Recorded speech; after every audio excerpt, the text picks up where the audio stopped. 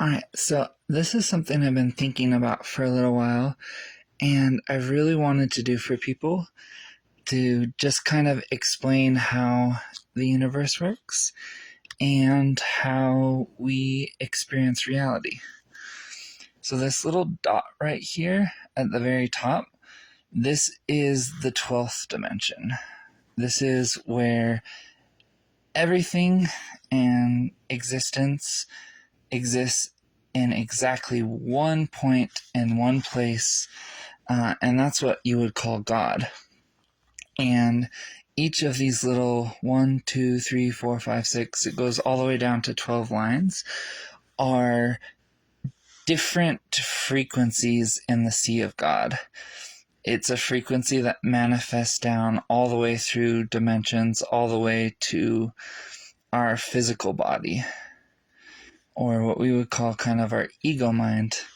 And most of us, we experience the world in kind of like a linear fashion. We think time exists, but the only reason time exists is because our brains stack memories in a linear fashion. They stack and retrieve memories in a linear way, and that gives us the illusion of time.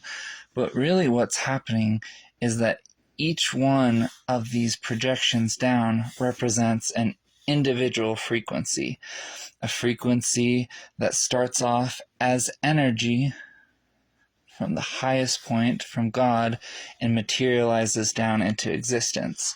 And all of these things, all these different possibilities, renditions, all of this, it all exists at one time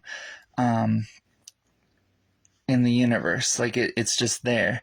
So the way that we experience life is we embody a frequency that projects down to our physical body that we call us, and we have an experience based on that frequency. And then that frequency has effects. It shows us what we want, what we don't want, what we love, what we don't love, and it creates desire. So when we experience something we don't like, we know what we do want. So a desire is created.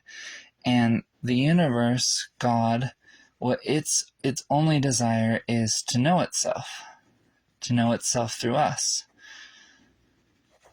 And so it sees where our current frequency is. Say we are an 18-year-old who desires to go to college and become a auto mechanic, right? Well, there's some things that need to happen in our world based on the structure we've created to become an auto mechanic. So what happens is when that desire is known by us, the universe or our higher self looks at our current frequency, our current projection, and it comes up with a plan to move us out of that frequency into another one. And essentially what happens when we do this is we become a different part of God. We experience it as, oh, I had this desire and I took action and I did all of these things. I went and got a 2-year degree to become an auto mechanic. I applied to a job. I did all of these things that led to my desire being realized and being manifest. But really what happened was that desire arose as a result of consciousness, and Source, our higher self, aligned with it and created a path and a plan for us to flow from this 18-year-old self right here to this 20-year-old, what we call 20-year-old self, who's an auto mechanic. And I'm explaining this badly, and like it's not flowing quite as good as I wanted it to. But basically, you become a different person. You just move in the frequency of God to a different part of God. But what we really are is we are all God. It's just our frequency that dictates what different experiences we have. We're just coasting in a big sea of energy and possibilities.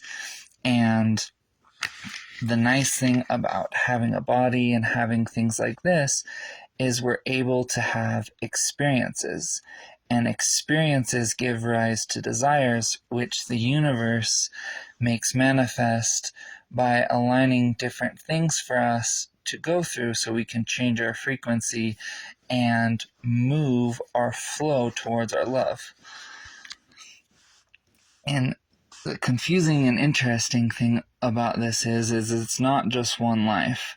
So right here we have this 18-year-old person who wanted to be an auto mechanic because that was his frequency, which one thing that most people don't understand is we think that we take action and we do all these things and we have free will, but the truth is everything is already kind of predetermined based on our love and our desire. That frequency of wanting to be an auto mechanic was already realized by your soul. Because we have different levels. You have your soul level, you have an astral level, you have a mental, emotional, and physical level, you have your higher self. There's different levels and different dimensions to the universe. So your soul already created that frequency that gave rise to wanting that and taking action of it. Everything stemmed from that energetic frequency. And because your soul wanted that and your soul did that, the universe aligned with it and made a path forward. But in another life, this person, what we would call a past life, was a 39-year-old female. And her desire was to be a mom.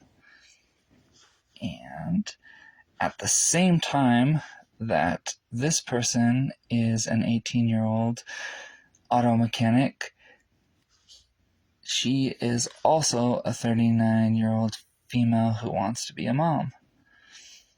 There's no time. It's just whatever frequency we choose to embody allows us to flow through and move through God. And everything is really about perspective. Our soul has its own perspective. It is the biggest, it's really the creator. It's the decider.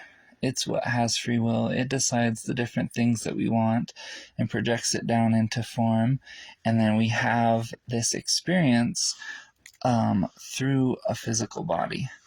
But we have higher levels where our soul becomes what we would call a social memory complex. So at that level, at a higher, what they call 6th density level, you're experiencing all of these lives at once, and you're observing them, not as the individual, but more as like it's already happened. You're already an observer. And yeah. So basically, the way to get what you want in life, the way to have anything, is really just to change your frequency. So when you desire something, the universe automatically aligns with it and wants to give that to you. But for that desire to be manifest and realized, you have to embody that specific frequency, because that's the structure of the universe.